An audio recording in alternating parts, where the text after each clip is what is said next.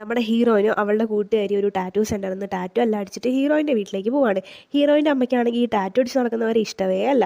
ഹീറോയിൻ്റെ കൂട്ടുകാരീൻ്റെ ദേഹത്ത് ആ ടാറ്റൂ കണ്ട പാടെ തന്നെ ആ കൂട്ടുകാരീനെ അമ്മ വീട്ടിൽ നിന്ന് ഇറക്കി വിടുകയാണ്. ഹീറോയിൻ്റെ കയ്യിലെ ടാറ്റൂ കണ്ടിട്ട് ഈ അമ്മ നിന്നോടാരാ ടാറ്റൂ അടിക്കാൻ പറഞ്ഞതെന്നും പറഞ്ഞിട്ട് ഹീറോയിൻ ഒരു അടി വെച്ച് കൊടുക്കുകയാണ്. ഹീറോയിനാണെങ്കിൽ സങ്കടം വന്നിട്ട് വേഗം റൂമിലേക്ക് പോകുന്നു.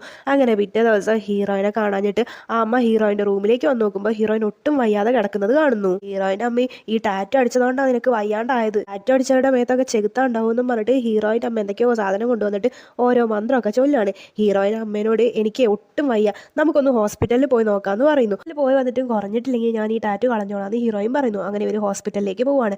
അവിടെ ചെന്ന് ഡോക്ടറും കുഴപ്പമൊന്നുമില്ല, ഇത് ചെറിയൊരു ഫീവർ ആണെന്ന് പറയുന്നു.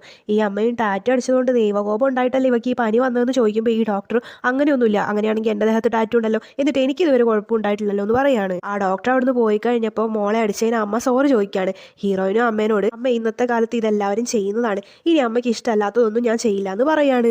നിങ്ങളുടെ മേത്ത് ടാറ്റു ഉണ്ടോ ഇല്ലയോ എന്നുള്ളത് കമൻറ്റ് ചെയ്യണം. പിന്നെ വീഡിയോ ഇഷ്ടപ്പെട്ടാൽ ലൈക്ക് ചെയ്യാനും സബ്സ്ക്രൈബ് ചെയ്യാനും മറക്കല്ലേ.